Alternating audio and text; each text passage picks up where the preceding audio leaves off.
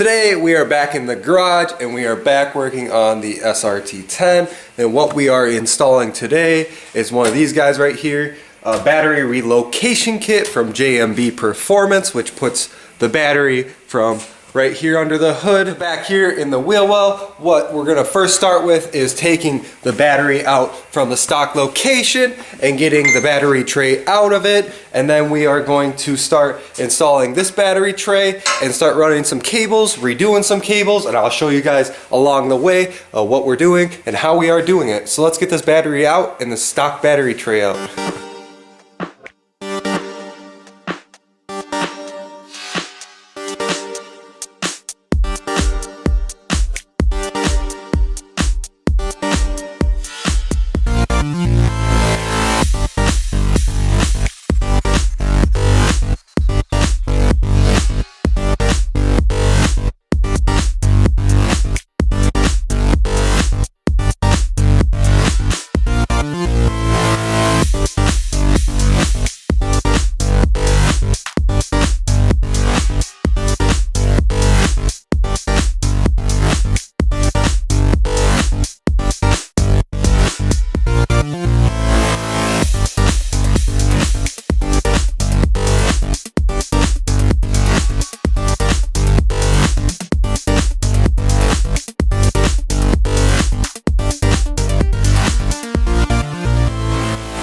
Well, just kidding about pulling the stock battery tray out. That has way too many brackets on it that hold too much stuff, like my power distribution center, my line lock. Underneath here, if you guys can see, it's holding the cruise control, evap, or the purge solenoid, the horn.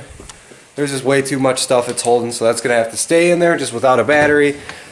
So now we're gonna get back to the back of the vehicle and we're going to start, well actually, we're going to pull this old ground cable off that goes from the engine and the frame to the battery, and we're going to take that all off and replace it with one cable that goes from the engine to the frame, because this new battery will be grounded straight to the frame in the back of the vehicle, so that'll be a good ground for it. So we're going to get doing that now.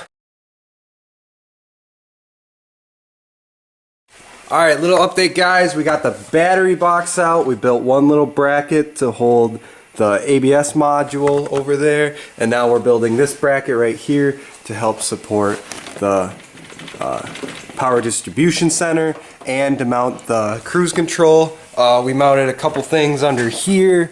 We moved the purge solenoid right there. Other than that, everything's about the same. Oh, we ran that ground, so you see it's grounded right here, and it goes to the stock. So they're both stock locations. You're just getting rid of the battery port because it goes from the engine to the battery, then from the battery to the frame. So we just deleted the battery from there, so it just goes to the engine to the frame, frame to the engine. But we're going to keep grinding on this one bracket. We're going to get this guy bolted in when the paint dries, and then we're going to start putting the battery tray in the back and running the wire from the battery to the starter. So today is the next day. I don't know where I left off, but I burnt my hand with battery acid. That was pretty cool. No. So the battery leaked battery acid all in my transmission tray. If you guys can see all of the markings. But we got the negative battery cable out, positive battery cable out. We're going to be replacing the positive battery cable from the starter to the PDC. We replaced the negative one, if you guys saw that. We deleted the battery tray. I built some brackets. I don't know how much of that I showed you guys, but that's what happened. So now we're in the back of the truck and we are installing the battery tray itself back here. It might be a little dark, I'm sorry about that. But as you guys can see, we got the tray back here, and what we need to do now is mark our two holes and drill them through this bed frame member. You have to take out this fender well support right here, which is 310 mils, and then you have to drill these two holes and then run the power cable. So that's what we're going to start doing next, is drilling those holes and then running the power cable, ground, and I'll have to get a new battery because of course mine froze and then thawed and then leaked battery acid everywhere. I'm just happy it didn't happen in the truck, because that would have took paint off the frame, it would have took paint off everything, and battery acid is messy and it's hard to clean and it burns.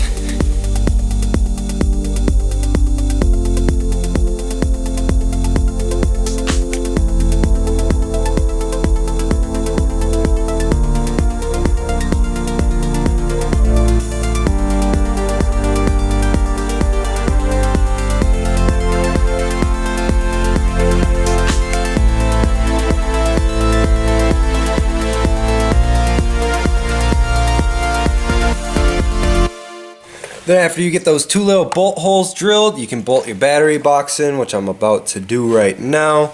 I drilled it. My last drill was, let's look at what size this was.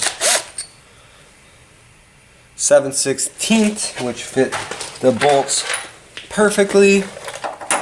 Tries bolt, so he knows he's not lying. Yeah, it fits it perfectly. So yeah, I got drilled to a 7/16. I think I started out with an 1/8" pilot bit, then went to 3/16, and then to whatever I just said size, because I don't even remember now after I said that.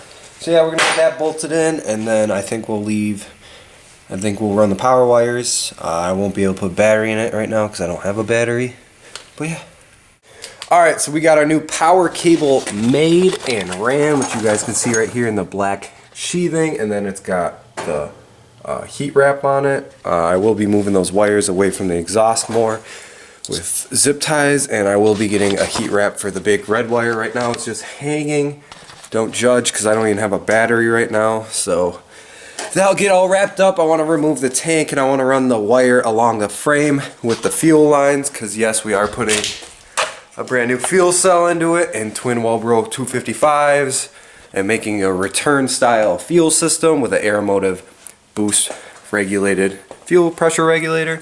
But I think we're going to call it a video for that, guys. So thank you guys for watching. I hope this helped you guys figure out how to install a JMB battery relocation kit a little bit better, and if it didn't, you can message me on my Instagram. I can explain more. A lot of guys run the power wire through the frame. I don't want to do that because I'm taking the gas tank out.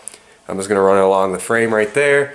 So, but yeah, guys, we're going to call that video again. Thank you for watching. As always, comment, like, subscribe. Check out my other videos. Thank you for watching again. And as always, keep it boosting.